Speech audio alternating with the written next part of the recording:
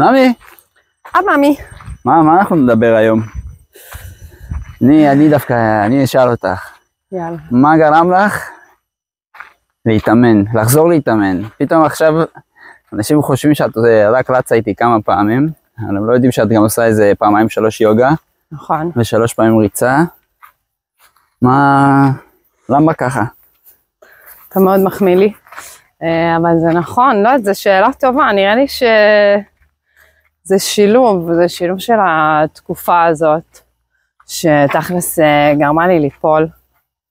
הייתי חולה איזה 4 פעמים די ברצף, ואז תחילת המלחמה הזאת,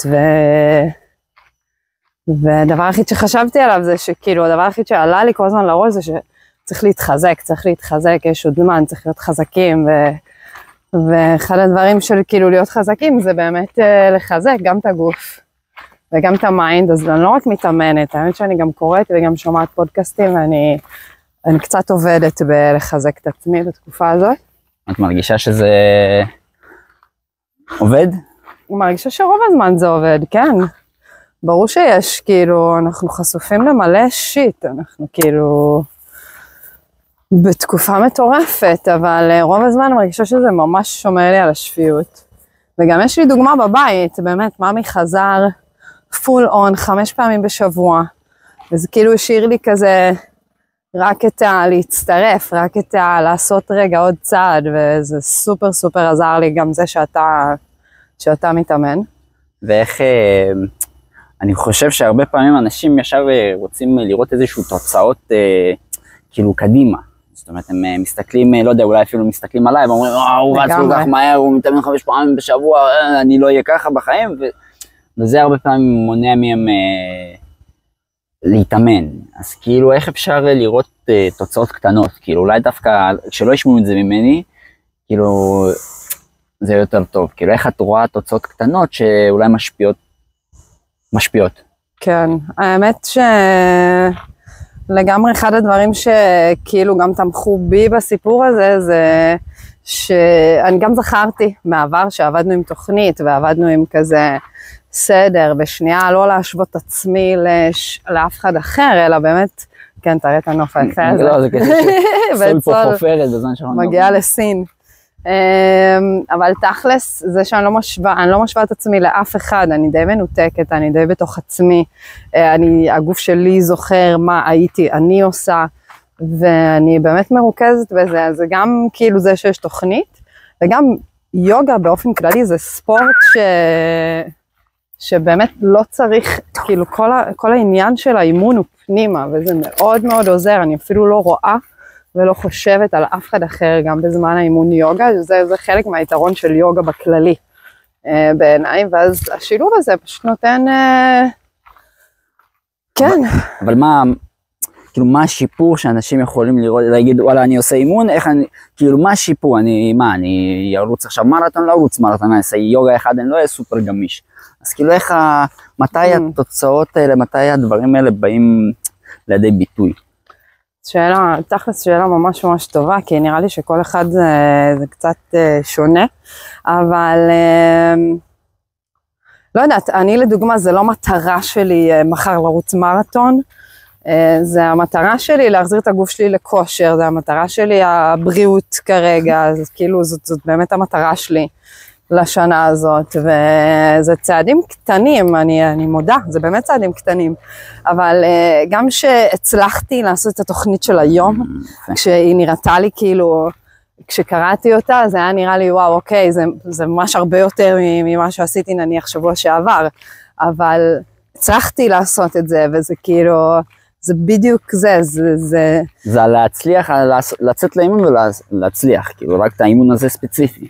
נכון, ולא רק זה, גם האמת היא שאני גם מפתיעה את עצמי, כי ברגע שאני כבר שמתי את הבגדים ושמתי את הנעליים, ויצאתי, אז פתאום אני מוצאת בעצמי שאני כאילו עושה את המאמץ גם להגיע לזה, כאילו זה, אני לא יודעת להסביר את זה, אבל זה באמת, זה רוב העבודה, זה לצאת ולהתחיל, ברגע שאני מתחילה, אני כבר מרגישה שאני עושה את המקסימום שלי כבר גם ככה, אני כבר יצאתי, כבר עשיתי, כבר לבשתי, כבר הגעתי, ואז זה מה שנשאר, אז זה גם הרגשה כיפית, של כאילו יצאתי ואז זה קורה.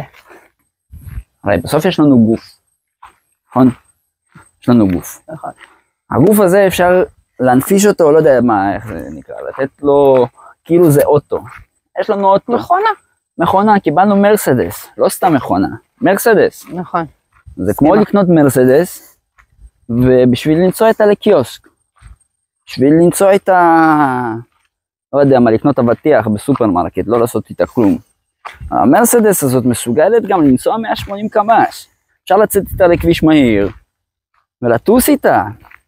אנחנו כאילו נוסעים איתה ל-40 קמ"ש על ההילוך השני ראשון. יוצאים מהבית, הולכים, עושים משהו, אבל לא נותנים גז, מפחדים לתת גז. נכון. אין מה לפחד, הגוף שלנו מסוגל להרבה, אנחנו פשוט מפחדים לפעמים להעביר את ההילוך הזה. שנכון, לנסוע מהר זה מפחיד בהתחלה. גם לא צריך ישר לנסוע מהר, זה בדיוק נראה לי, נכון. גם לא כולם רוצים להיות בפורמולה 1, אוקיי? זה לא המטרה של כולם, אבל כאילו להבין, לבחון רגע את הגבול שלנו, או לחפש רגע, כאילו אין לי איך להסביר את זה, זה באמת נכון, ספורט בסוף ברגע, אי אפשר להתלונן נניח אחרי האימון, אחרי שזה האימון אתה מרגיש מדהים, לא משנה מה, כאילו, עשית יותר ממה שלא עשית, נגיד את זה, אני לא יודעת איך להסביר את זה, אבל זה האמת. אתה עברת להילוך שלישי. אם כבר עשית, אז אתה לא יכול להתלונן על זה, זה לא כאילו, לא יודעת. תחשבי על זה, אם אנחנו כבר מדברים בזה של המכונית, מתי האוטו הכי חסכוני? כשהוא נוסע על 90 קמ"ש, כשהוא נוסע על איזושהי מהירות מסוימת, זאת אומרת, גם אם האוטו ייסע תמיד 40 או 50, הבלנס הזה. הוא ישתה יותר דלק ממה שהוא יהיה על 90. אם הוא ייסע על 180 או 200, הוא גם יכול להישרף, נכון? זה גם לא טוב לאוטו, כל הזמן לתת לו גז, גז, גז. אז הרבה פעמים, פשוט צריך, קודם כל צריך להבין שיש לנו אוטו. גם למצוא את מה שצריך, מה שהגוף שלנו צריך. תראו אותה. קצת בואי. תראי, שימו לב, היא כל היום בבית, תראו איזה מבסוטה. אנחנו צריכים ללמוד מה הכלב, הוא רוצה שמש, היא יוצאת לשמש, פתאום דופקת ריצה, כל היום מסתלבטת. סול. בואי. וואי, כן, איזה כיף לך. דרי, לאן, שם כל האלרגיות שלך. קיצר, אל תפחדו לעלות הילוך. אפילו לבדוק קודם כל מה האוטו שלכם מסוגל לעשות. קבלו את זה שאתם באוטו. תוכלו לעשות קצת גז. נראה לי שזה גם חשוב, אבל להגיד את זה, אני לא איזה אתלטית, ובשבילי זה ממש מאמץ עדיין, כאילו להיות עקבית בתוך כל הדבר הזה. אבל אנחנו עושים את הדרך, כאילו אני מוצאת עניין בסופו של דבר בדרך, אז לא יודעת, זה היופי, מה אתה חושב? בדיוק, אני חושב שאני גם לא מנסים להיות, בכלל לא מנסה להיות שום דבר, אני מנסה לפשט רגע, בסוף כשמפשטים את כל הדברים האלה, זה שם את זה הכל בפרופורציה, זאת אומרת, מה זה ספורט, בסוף זה פעילות גופנית, פעילות גופנית, מה זה לעשות פעילות גופנית? תחשבו שיש אנשים לא צריכים לעשות פעילות גופנית, מי? למשל חקלאים, תסתכלו עליהם, נכון. אנשים שהם חזקים, הם חיים את זה, הם לא צריכים, הם אפילו כנראה לא חושבים על זה, פעם ראיתם ידיים של חקלאי, גב וזה, הם חיים את הפעילות גופנית, בסוף אנחנו צריכים לראות איפה אנחנו טיפה יכולים לעקוץ, זה גם טוב באמת לגוף, זה באמת טוב לגוף, וזה גם טוב למוח, לנפש, בסוף, אני חושב מה ששונה עכשיו, למשל מה שעכשיו חזרתי להתאמן, ואולי בגלל זה אני גם מדבר על זה ככה, זה הגישה קצת השתנתה, זאת אומרת, לא לעשות כושר בשביל להיות בכושר, אני חושב שזה הסוד, לא לעשות כושר בשביל להיות בכושר, לעשות ספורט בשביל, סליחה, מה אתם רוצים להיות? נניח אני חזרתי להתאמן כי אני אספר על זה, כן, אבל רציתי להיות יותר בפוקוס, רציתי רגע לקחת שליטה על משהו, רציתי להתחיל את היום עם משהו אחד שאני עושה אותו טוב, זה הכל, אני עושה משהו אחד טוב, יכולתי לבחור לשחק שחמט באינטרנט, יכולתי, נזכרתי בריצה, כי אני יודע שריצה אחר כך אני מתאפס, אני טיפה חד, וזה המטרה שלי, בגלל זה אני רץ. עם הזמן אני משתפר בכושר, אני משתפר בזמנים, זה נכון, אבל זו לא המטרה שלי, תשאלו אותי עכשיו מה המטרה שלי בריצה, אין לי מושג.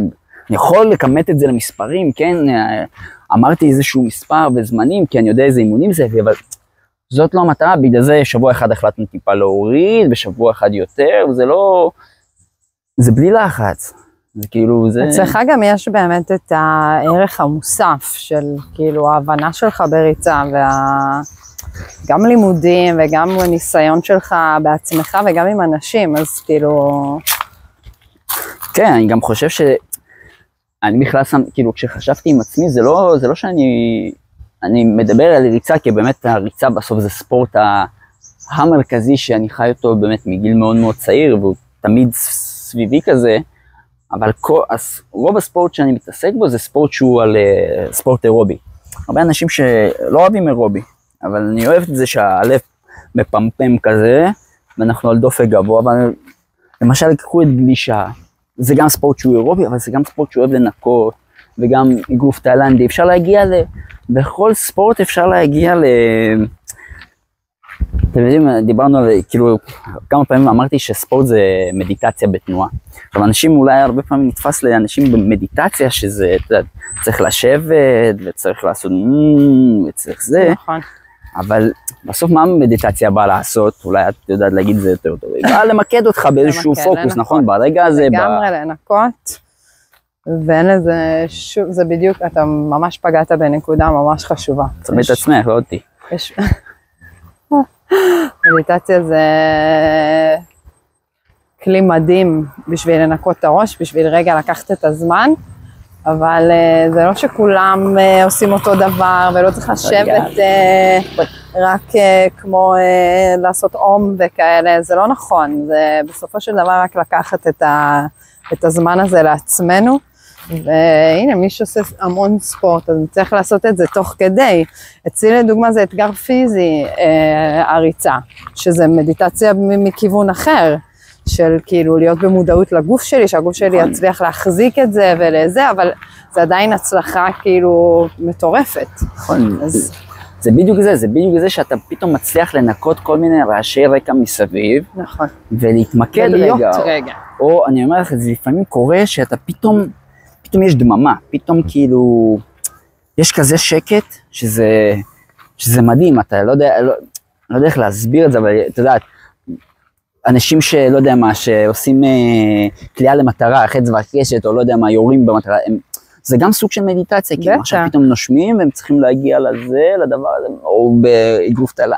לגמרי, ובוא נשים את הדברים על השולחן, אתה כאילו רץ באמת מרחקים וזמנים והכל, ואצלי כאילו אם הייתי באה להשוות את עצמי אליך, הייתי יכולה לאכול על עצמי סרטים, אני לא רצה לא את הכמויות ולא את המרחקים ולא את הזמנים, אבל עדיין עושה את האתגר הפיזי והמנטלי שלי מול הדבר הזה. אז זה לגמרי גם סוג של מדיטציה לגמרי. אני חושב שגם השוואה זה... יש לזה הרבה פעמים, יש לזה באמת יתרון וחיסרון. היתרון שבאמת, בוא נשים את זה על שולחן, כאילו זה חר להשוות את עצמך לאנשים אחרים, כי אתה לפעמים, צריך להבין שאתה לפעמים לא תגיע לתוצאות של אנשים אחרים. כן. זאת אומרת, יש משהו מולד אצל הבן אדם הזה, יש לו שנים של ניסיון, יש לו דברים שאי אפשר. צריך להשוות. איזה רעש. בוא נראה אם ישמעו אותנו. בוא נעבור את הכביש. יאללה. אין מה לעשות. צריך להשוות את עצמך לעצמך. קודם כל. ככה גם. כן אפשר לקחת השראה. הכי קל לראות תוצאות ושיפורים כשאתה משווה את עצמך לעצמך. הכי מהר. בגלל זה אמרתי למה הדבר השני. כי יכול להיות שההשוואה לבן אדם אחר יכולה להניע אותך. יכול להיות שזה יהיה איזושהי קינה שהיא תניע אותך. בסוף, יש שיגידו זה קינה לא בריאה. אני יכול להגיד אולי זה יהיה השראה, ואולי כל עוד זה מניע, מי שמי. מי שמי זה מניע לפעולה, זה עובד, אם זה מניע אתכם ואתם רוצים להיראות כמו מישהו, נחבוד.